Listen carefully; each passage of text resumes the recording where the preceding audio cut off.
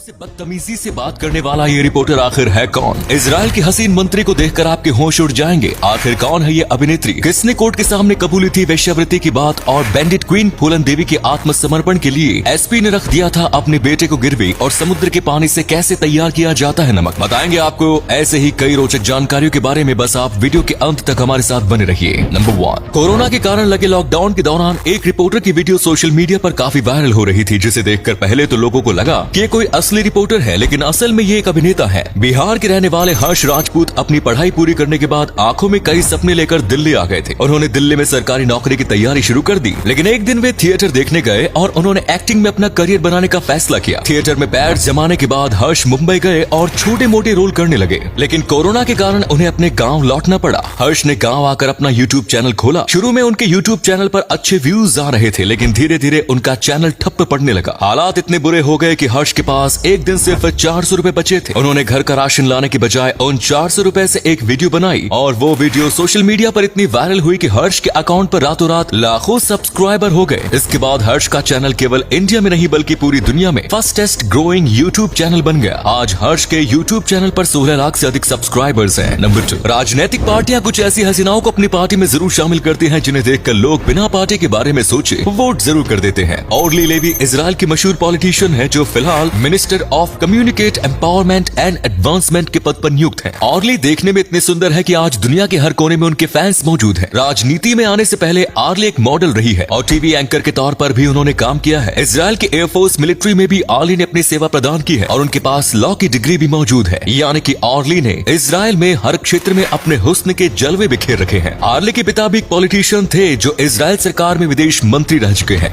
Number 3, Mala Sinha ने सन 1950 से 1970 के दशक तक बॉलीवुड पर राज किया। एक छोटे से परिवार से ताल्लुक रखने वाली माला ने अपने करियर की शुरुआत रेडियो पर गाकर की थी, लेकिन बाद में वो मुंबई आ गई और फिल्मों के लिए ऑडिशन दिए। कुछ निर्माता ने उन्हें ये कहकर नकार दिया कि उनकी नाक बहुत बद्धी है, जिसकी वजह से वो कभी एक्ट्रेस नहीं बन पाएगी, लेकिन माला को हार मंजूर नहीं थी। शुरुआती 1-2 फिल्में फ्लॉप होने के बाद माला ने अपनी हिंदी भाषा पर पकड़ मजबूत की और एक के बाद एक कई हिट फिल्में दे डाली। उन्होंने राज कपूर, शम्मी कपूर, देवानंद, धर्मेंद्र, मनोज कुमार सहित अपने दौर के सभी बड़े अभिनेताओं के साथ काम किया और बहुत पैसा कमाया। एक दिन इनकम टैक्स की रेड पड़ी और उनके घर से 12 लाख रुपए बरामद हुए। 1970 के दशक में ये बहुत बड़ी रकम थी। कोर्ट में जब पूछा गया कि उन्होंने ये पैसा कैसे कमाया तो माला ने जवाब दिया कि वेश्यावृत्ति के जरिए उन्होंने ये पैसा कमाया है। इसके बाद कोर्ट ने जब्त की गई रकम अभिनेत्री को वापस लौटा दी, लेकिन सच क्या है ये आज भी एक राज बना हुआ है। नंबर 4, रोजाना हम जो नमक खाते हैं वो हमें समुद्र के पानी से प्राप्त होता है, लेकिन समुद्र के पानी से इतना नमक कैसे निकाला जाता है, चलिए जानते हैं। सबसे पहले समुद्र के पानी को बड़े बड़े कंटेनर से एक जगह लाया जाता है और खुले आसमान के नीचे नमक डाल दिया जाता है। सारा पानी धूप में सूखने के बाद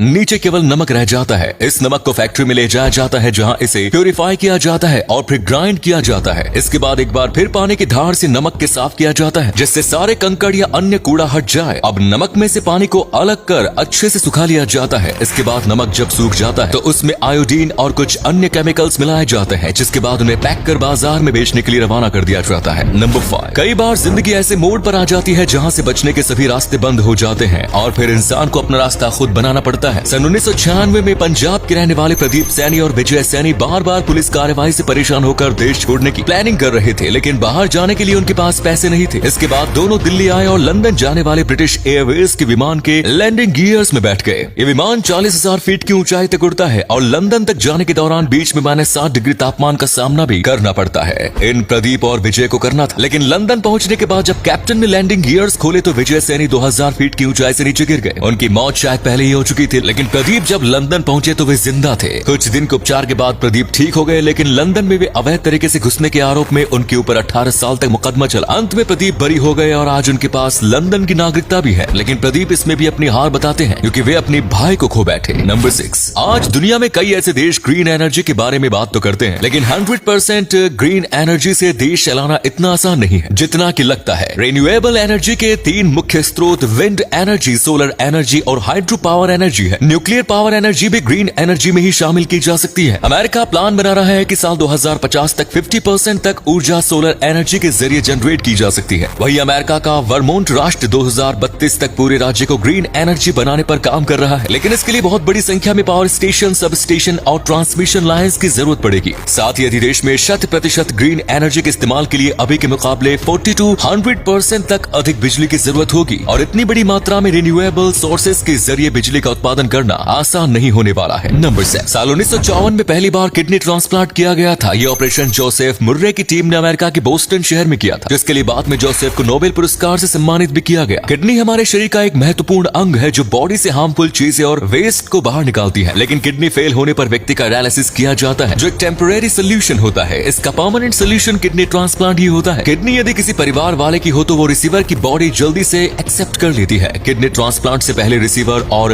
डोनर दोनों को ही कई प्रकार के टेस्ट का सामना करना पड़ता है। एक बहुत ही जटिल ऑपरेशन होता है। हालांकि आज की मेडिकल साइंस ने इतनी तरक्की कर ली है कि अधिकतर किडनी ट्रांसप्लांट के ऑपरेशन सक्सेसफुल हो जाते हैं। नंबर 8, बेंडिट क्वीन के नाम से प्रसिद्ध फूलन देवी ने अपनी जिंदगी में इतना कुछ देखा है कि उसे बयां करने बैठेंगे तो आपकी आंखें भी नम हो जाएंगी। अपने खिलाफ हुए कुकर्मों का बदला लेने के लिए फूलन देवी ने 30 ठाकुरों को लाइन में खड़ा कर गोलियों से भून दिया। इसके बाद भिंड के एसपी ने फूलन को आत्मसमर्पण के लिए राजी किया। फूलन आत्मसमर्पण के लिए राजी नहीं थी क्योंकि उन्हें डर था कि पुलिस उनका एनकाउंटर कर देगी। लेकिन फूलन का विश्वास जीतने के लिए एसपी राजेंद्र चतुर्वेदी ने अपने बेटे को गिरवी रख दिया, जिसके बाद फूलन ने आत्मसमर्पण किया। तो उम्मीद है ये वीडियो पसंद आई होगी। अगर पसंद आई तो लाइक कीजिए, शेयर कीजिए, कमेंट्स कीजिए और ऐसे ही इंटरेस्टिंग फैक्ट देखते रहने के लिए चैनल को सब्सक्राइब जरूर कीजिए। धन्यवाद।